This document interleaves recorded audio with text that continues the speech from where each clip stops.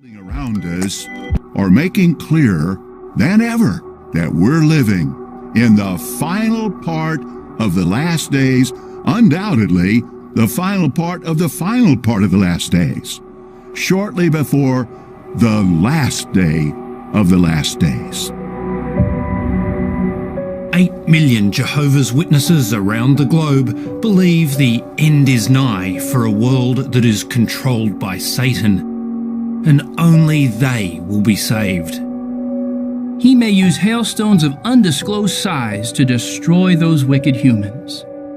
Now, during that time, will we need to fear the natural elements? Not at all. They are raised in this kind of fear bubble in which they're constantly being told the end of the world is near, Jehovah God is going to murder people who are unbelievers, you are going to be judged. But those who've managed to escape the organisation say the real danger is from this group of ultra-conservative biblical literalists. Former Jehovah's Witnesses have come forward to expose practices they say have destroyed lives. Everybody thinks that Jehovah's Witnesses are just lovely people, friendly, nice-looking people who may be a bit quirky, who knock on doors. And it's very difficult to help people understand just how dangerous this group is and what a harrowing experience people who leave have to go through. They will rip you apart. They rip your reputation apart. They rip you apart as a person. I mean, they even ripped me apart as a mum.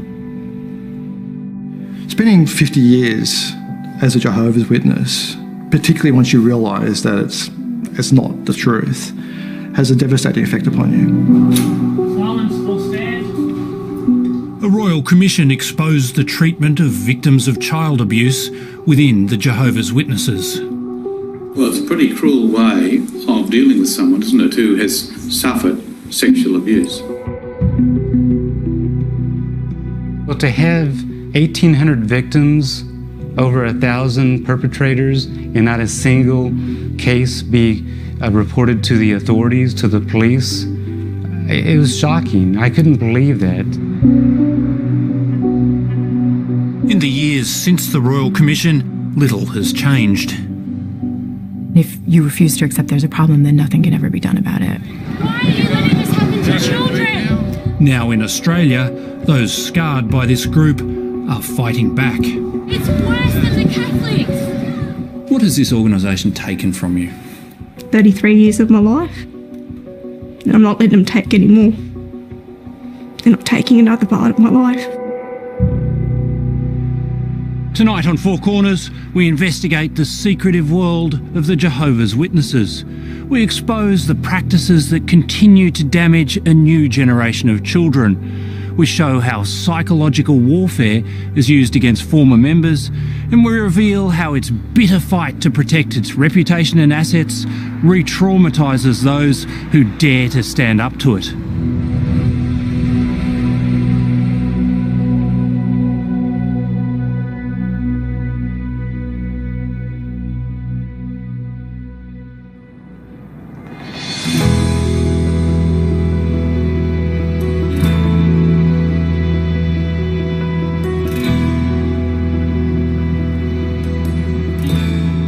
In 2019, Jehovah's Witnesses from around the world came to Melbourne to celebrate their enduring love for God and each other.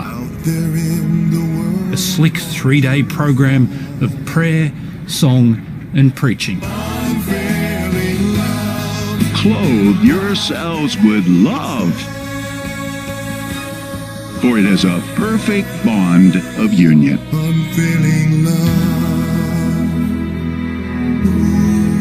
Really, what other group of persons on earth are interested in discussing love that doesn't fail? Unfailing love.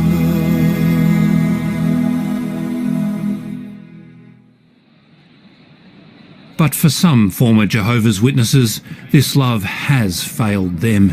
We are here at the protest. This protest was a defining moment in the life of one former Jehovah's Witness. Renee Pickles. And we're set up over here as well. Wow, they're trying to stop the protest from being seen. But it's just incredible. What an impact. I'm so proud. I see this and I just go, that is just fantastic. So proud.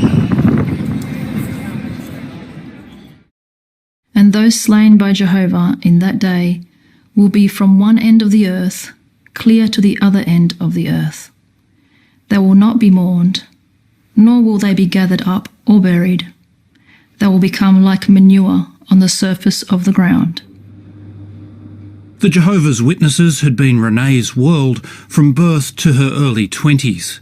The organisation controlled all aspects of her life until it cast her out, severing her from everyone she was close to. Most of the time, I was a really happy kid because I honestly believed that I was going to survive Armageddon. We were doing everything right. We were going to inherit the earth, and a lot of people would be dying. A lot of people would die, and there would be millions of bodies strewn when Armageddon came. But I was pretty confident I was going to make it through. And once those bodies had, decayed or we'd buried them, we would take over the earth and get to enjoy all of the spoils. John and Jane Heyman have been tramping the streets of suburbia since they were baptised as witnesses in the mid-60s. The Jehovah's Witnesses have long been spreading the word about the impending apocalypse. We don't want to hold you up. My husband and I are two of Jehovah's Witnesses. Anticipated doomsdays came and went in 1914, 1925 and 1975. To some, the Jehovah's Witnesses appear as gullible, even comic fundamentalists. To a few, they're prophetic and man's last hope of salvation.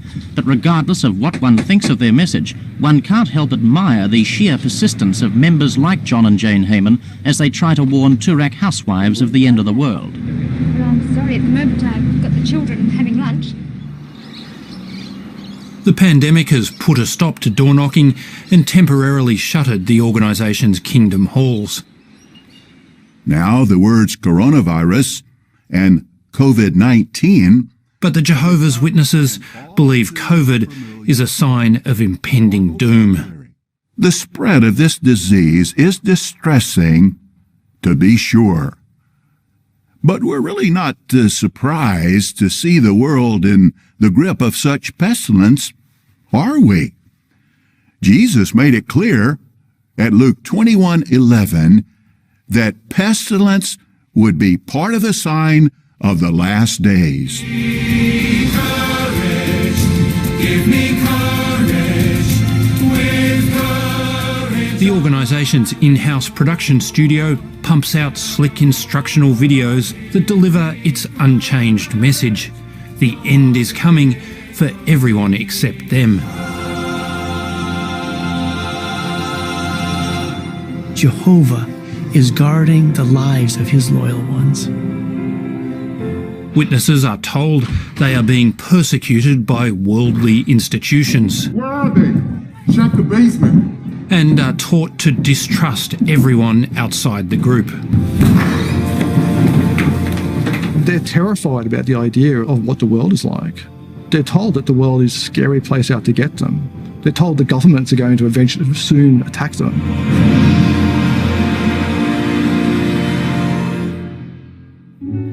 Welcome. This month's program will help us show love and respect in marriage. The Jehovah's Witnesses promote the idea of male headship. Women aren't allowed leadership roles. Jehovah placed the woman under the headship of the man, and as such, her role is to be in subjection to him. Rules are set by a US-based governing body of 8 men who sit at the pinnacle of the Jehovah's Witness organisation, called the Watchtower Bible and Tract Society. All witnesses are expected to obey their instructions and doctrines that influence every aspect of life. Jehovah's Witnesses believe these men are anointed as the voice of God on earth. There is no other means by which Jehovah God, according to Jehovah's Witnesses, communicates with the world. So it is through that conduit of the governing body that Jehovah speaks. So whatever they say is to be accepted as the word of God and not to be confused with the speaking of an opinion of men. They are absolute leaders with absolute power over the organization. Doubt and fear surround me. The basic premise of their belief system is that the outside world, the world outside of what they call the truth, the belief of the Jehovah's Witnesses, has been corrupted by Satan and is evil. Outside of having to live in the real world, work in the real world, go to school in the real world, they isolate themselves. They see that associating with people, what they call the worldly people, is bad association. The governing body live at a complex they call Bethel, or the House of God, in New York State. This world headquarters is a 100-acre site that replaced a sprawling Brooklyn campus, sold off in recent years for over $1 billion. The governing body oversees a vast global real estate portfolio held in regional headquarters and kingdom halls built by congregations around the world. They're a big multi-billion-dollar asset business. Multi-billion-dollar properties. They sold their assets in New York and moved to New York State and built their new headquarters there, and they're building other big buildings. The Australian branch owns at least 440 properties and last year reported an income of over $32 million. As a religious charity, it receives significant tax exemptions. A charity doesn't have to pay income tax on its earnings. It may also have deductible gift recipient status, which is where the donor gets the tax write-off. There may be other taxes, including state taxes, which are forgiven for charities. I think it's really ironic that an organization that has predicted that the end of the world is imminent and predicted the end 4 times, the last time in 1975, would create a long-term investment portfolio with real estate that they carefully maintained and made a great deal of money on.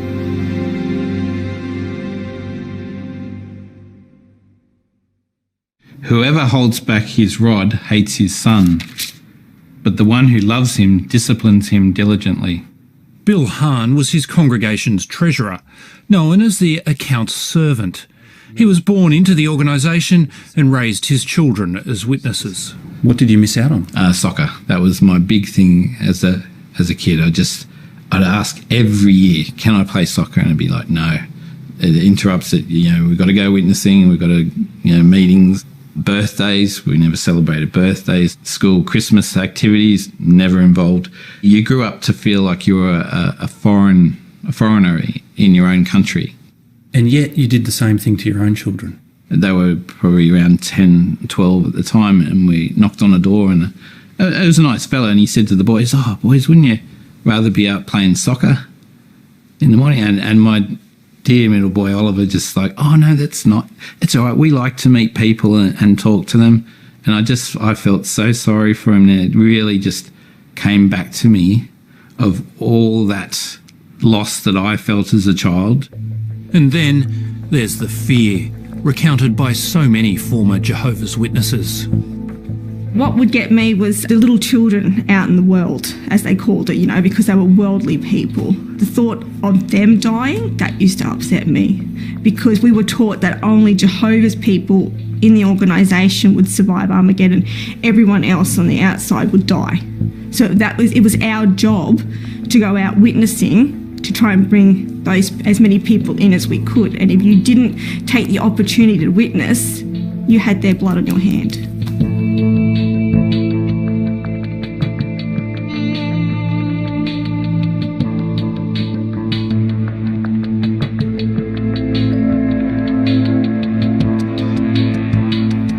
In my opinion, the environment of Jehovah's Witnesses can be very damaging for children.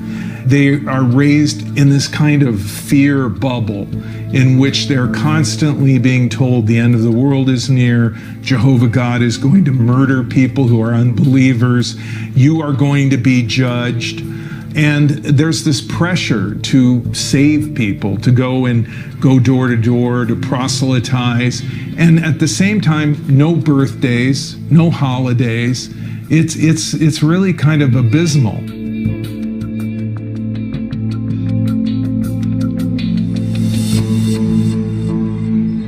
Children are taught from a young age that gay relationships are unacceptable. Carrie drew two mommies. She told me they're married to each other. My teacher says that all that matters is that people love each other and that they're happy. Well, people have their own ideas about what is right and wrong. But what matters is how Jehovah feels.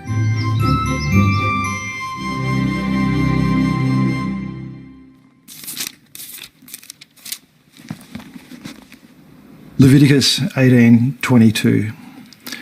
You must not lie down with a male in the same way that you lie down with a woman. It is a detestable act. Adam Van Werdum left the Jehovah's Witnesses in 2019. It has a massive effect when forever you are told that you can pray the gay away and you can make a big effort, and with God's blessing, you can become straight, basically. So certainly from an early age, I knew I was gay, but I just never expressed it. I was terrified of expressing it. The hostility in the congregations for gay people is quite extreme. To decline higher education and have the independent thought and analysis is discouraged, as is higher education. Higher education often instills a sense of superiority and self-reliance that is in direct opposition to the Christian personality.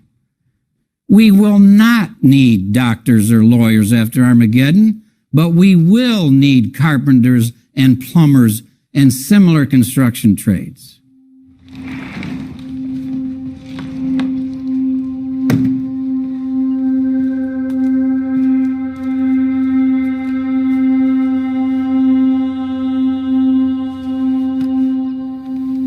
I was given an opportunity in Year 12 to go to university. I was one of 6 kids in the school that was chosen early entry. And I remember when I got home that I showed Mum and we laughed and threw it away. Why would we get an education from Satan's system when we had the best education from Jehovah's organisation? I actually was science docs at school, and I got into a Bachelor of Science at Sydney University. But I never did it because I was told it was a waste of time. In my opinion, they discourage people because in higher education, people are encouraged to critically analyze things, to look at historical facts objectively, to look at the evidence. And this is seen by Jehovah's Witnesses as threatening because much of their history and their beliefs are not predicated on things that are that strong foundationally. No single witness may convict another for any error or any sin that they may commit. On the testimony of 2 witnesses or on the testimony of 3 witnesses, the matter should be established. The moral rules of the Jehovah's Witnesses are strictly enforced by all-male panels called judicial committees. They're set out in a manual called Shepherd the Flock of God. So you could almost say it's the Elders' Bible. They abide by everything that's written in there. Even if some things might be questionable, the elders still have to uphold what's in that guidebook. Peter Gutos was an elder for 15 years and sat on hundreds of these committees. Most cases would have been fornication, adultery, not many cases about uncleanness, acts of smoking or drinking. For each individual, it's quite humiliating because they had to reveal these personal things, that most embarrassing things and private things that they had to reveal it in amongst 3 men. So quite intimidating, and especially for young women to face 3 men about private issues like that. And these men would interrogate them to really find whether they were truly repentant. So the questions were really, really exhausting and humiliating for the victim. Yeah. What kinds of questions would be asked?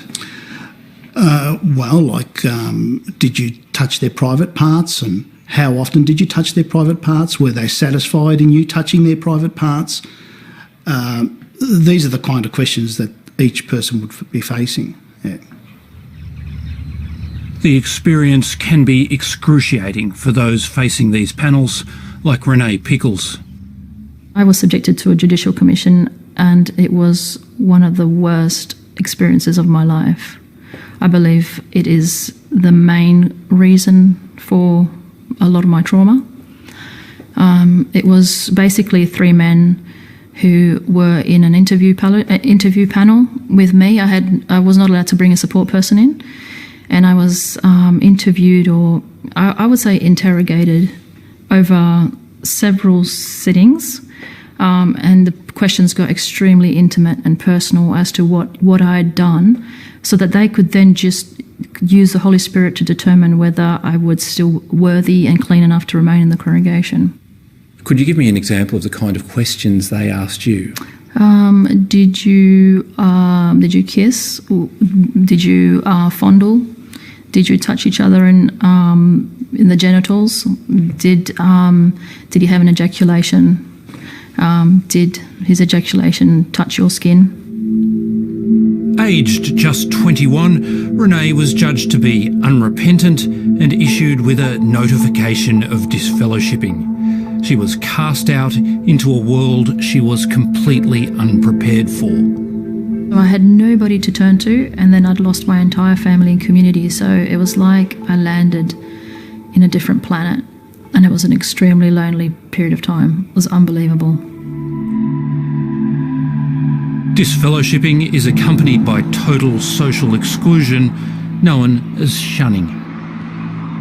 It's supposed to be loving discipline.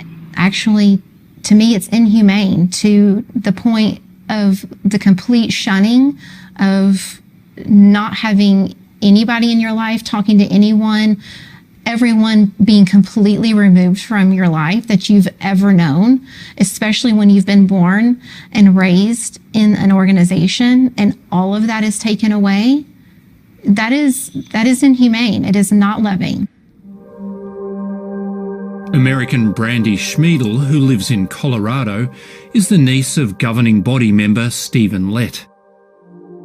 She shunned her brother Stephen Camp when he came out as gay. I knew his family meant the world to him. It was one of the most important things to Stephen. For him to be faced with this decision was probably one of the biggest things he was ever going to have to face.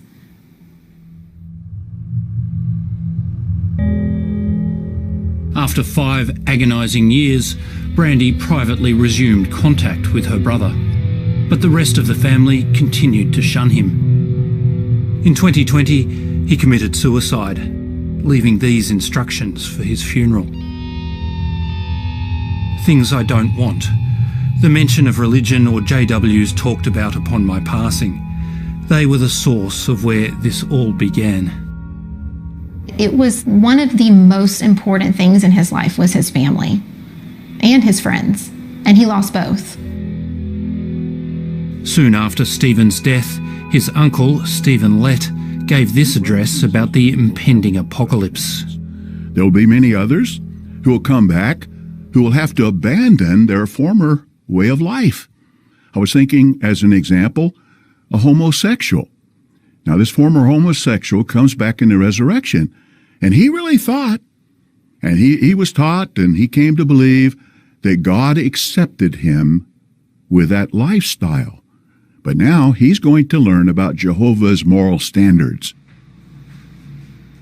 It was extraordinarily insensitive, especially this is just a few months after my brother had died. It did give me the courage to speak out about this because this needs to end because it is hurting way too many people. I have had hundreds, if not thousands, of people reach out to me saying that they have experienced almost the exact same thing that Stephen has gone through, or they know someone that has, and the vast majority of them have either attempted or they know that someone has killed themselves for the same reasons.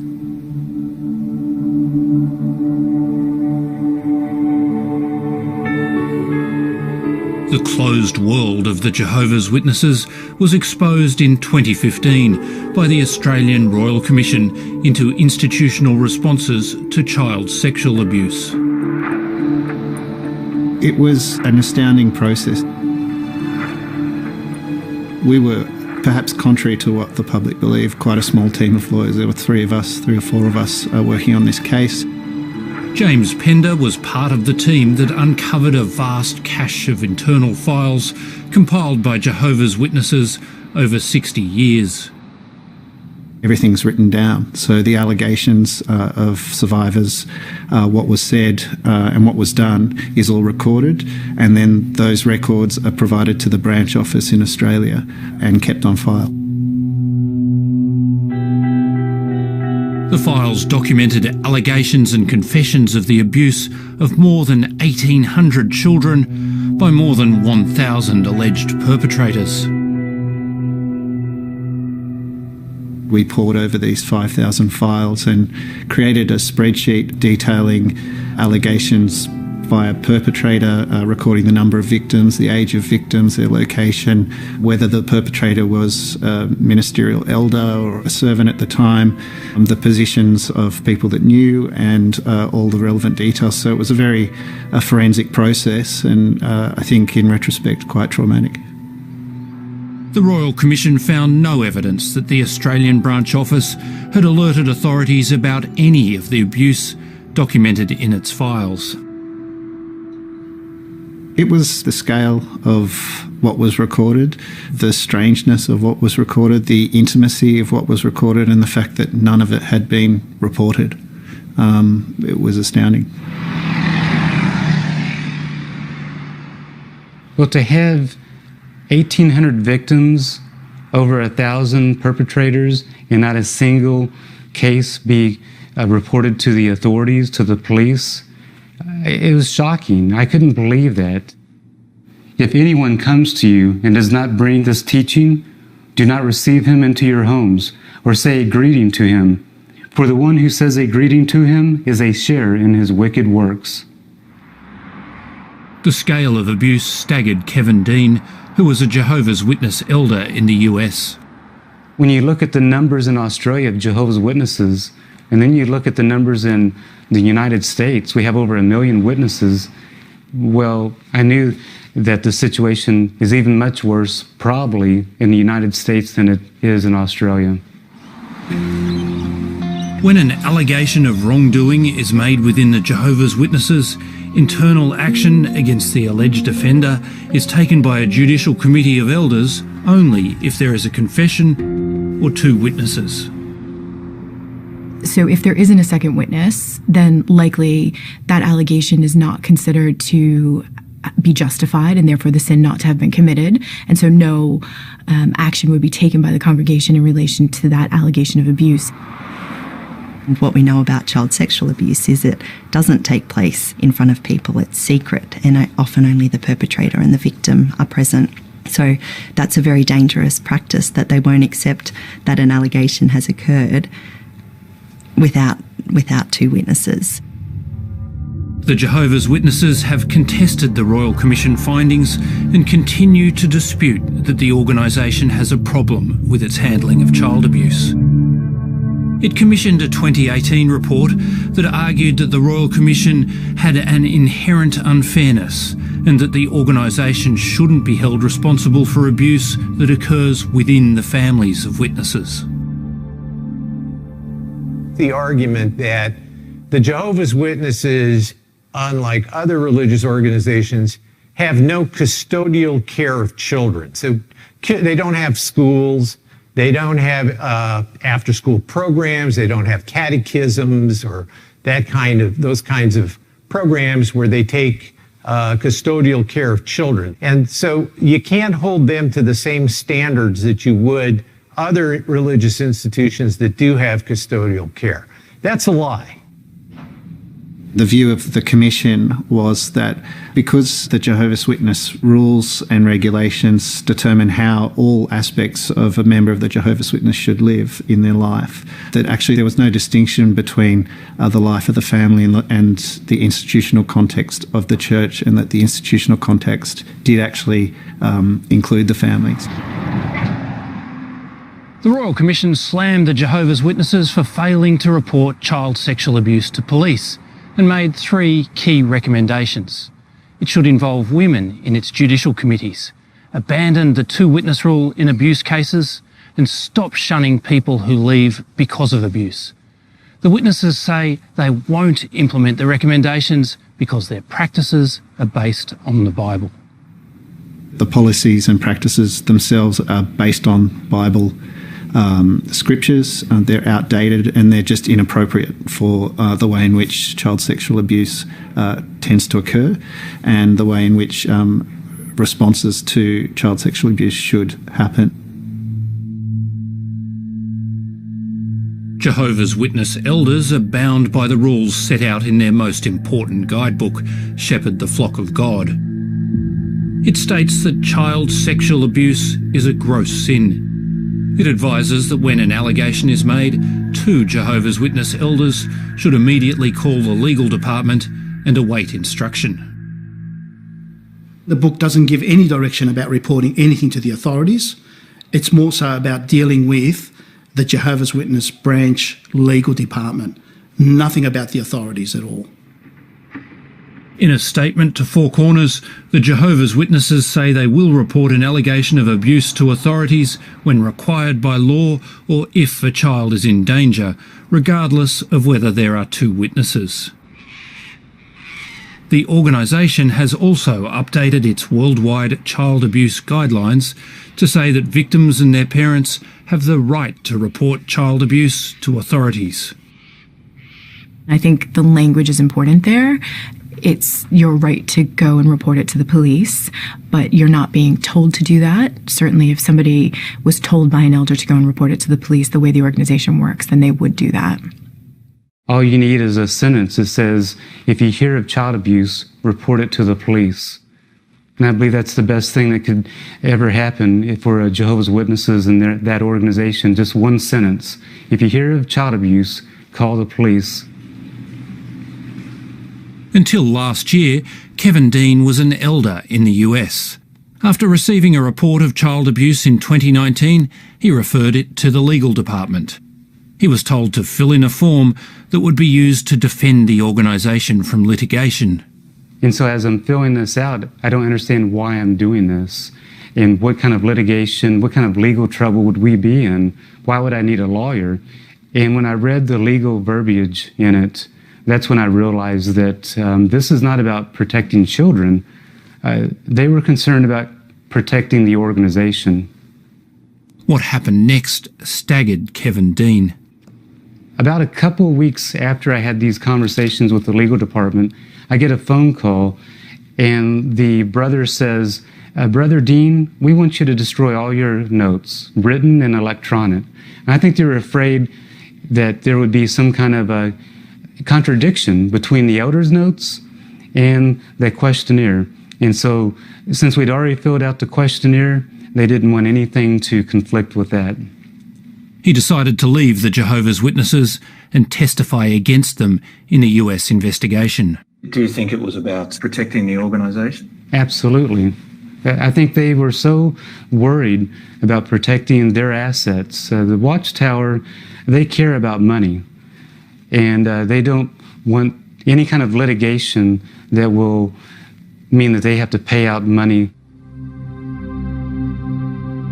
2 years after the Royal Commission, elders investigating the sins of congregants in Australia were advised against making notes of conversations. If the so-called wild talk of a member is recorded in detail, it may not be accurately assessed when reviewed out of context, and any personal notes should be destroyed once a summation of the hearing has been prepared. To knowingly destroy documents that are related to a case involving child sexual abuse, that would be crucial and critical evidence to either a criminal prosecution or a civil case, would be against the law in many of the jurisdictions. In many of our cases, those have been the critical documents.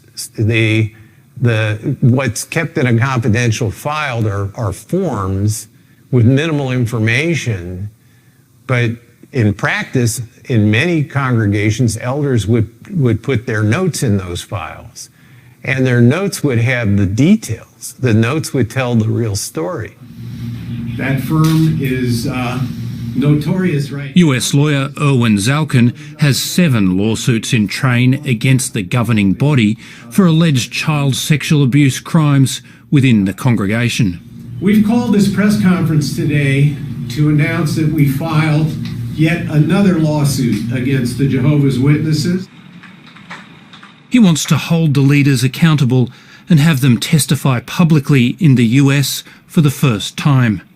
They will do everything to avoid what they call bringing reproach against Jehovah, and that includes keeping everything in-house. Lawyers who have battled the Jehovah's Witnesses in the US and UK say the organisation has a global problem with both child abuse and the way it responds to victims.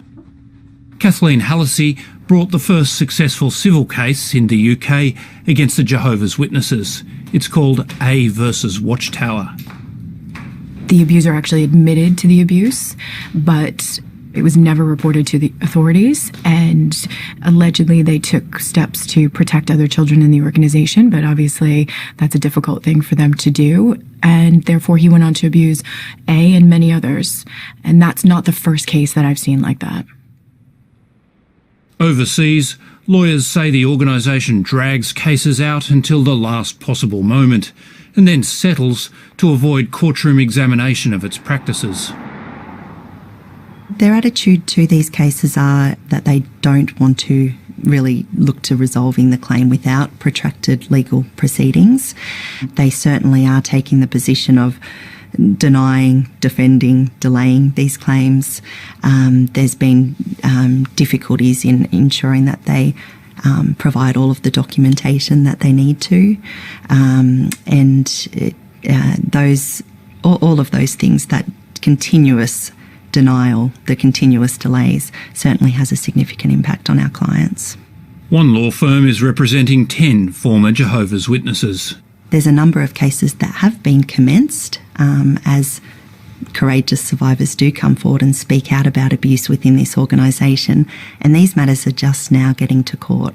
So I think that it won't be long until there is a legal consideration of the duties of the Jehovah's Witness organisations to members of their congregations.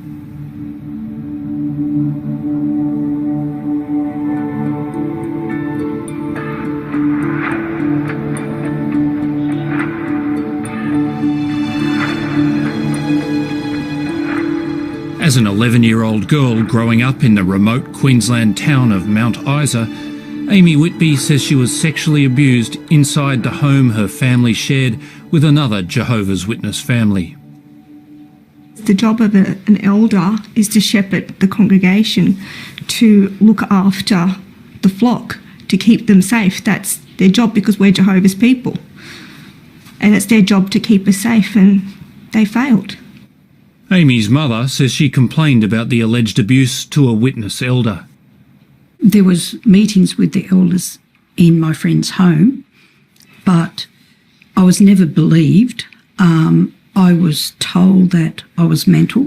They used my illness against me because I had that breakdown and I suffered manic depression. And so they used that against me. As part of Amy's case, she's claiming that the elders must have known the alleged abuser had been convicted the previous year of offences against an 8-year-old boy. So there'd just be no way that those elders would not have known that he was charged, arrested by the police and charged, and then went to court. There's just no way they would have not knowing about it. It just doesn't happen in that religion. You know, people spy on each other. You're told it's your responsibility. You hear something about someone, you are to report it. The Jehovah's Witnesses say local elders weren't aware of the prior conviction, and regardless, the organisation isn't responsible for the acts of its members within the family home. Despite Teresa's complaints, the man remained in the congregation and even gave Bible readings and talks from the stage. It would make me so angry. It would make me so angry to the point that I would get up and I'd go outside and I'd just pace. And I'd just pace and I'd just be going around and around and around, and just that anger, because all I wanted to do was run in there and scream at them that he shouldn't be allowed up there. Why is he allowed up there? My room was completely dark. After 30 years of suffering the consequences, Amy is now suing the local Jehovah's Witness congregation and the Australian head office. Our job is holding them accountable in terms of... I feel like what happened had a bit of a domino effect on the rest of my life, with things that happened to me after. So, yeah, you know, I wonder sometimes what my life would have been like if that hadn't have happened. Would my self-confidence, my self-worth. After 2 years of legal wrangling, Amy Whitby's case is now headed to trial. It would be the first time in Australia that the Jehovah's Witness organisation has defended sexual abuse allegations in court. The courts in overseas jurisdictions have found that they have been found to hold a duty of care to children, and they have been found liable for breaching that duty of care. And we think that the Australian courts will make that same determination when they're called on to do so.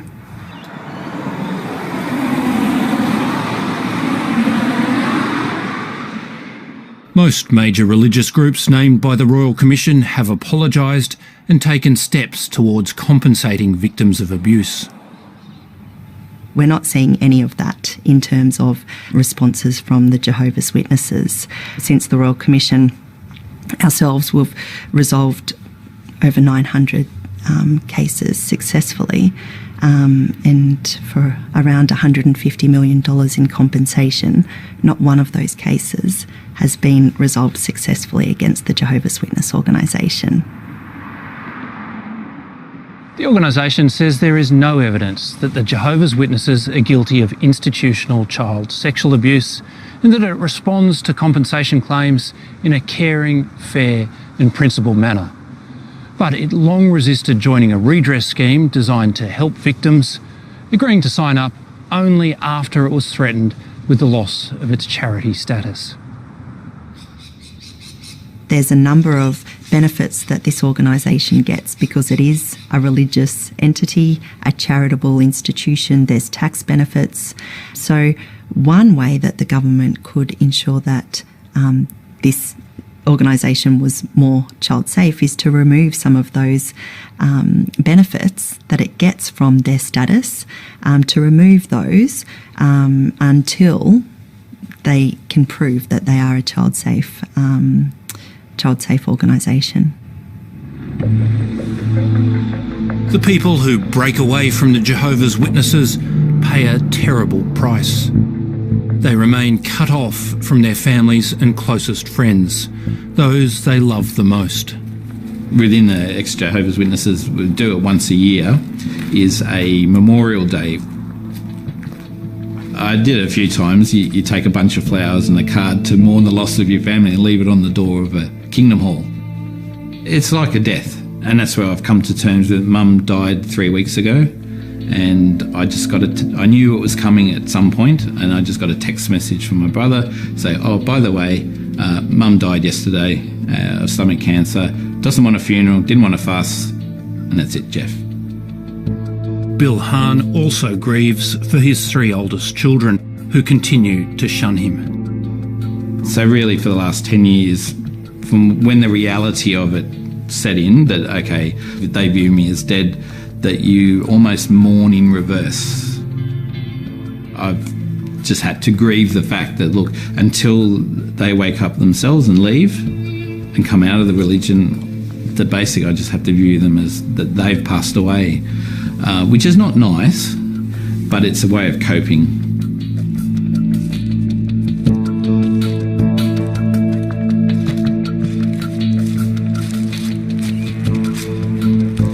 I knew I would definitely be shunned by friends, but I honestly didn't think my siblings would shun me because of what we'd all been through together.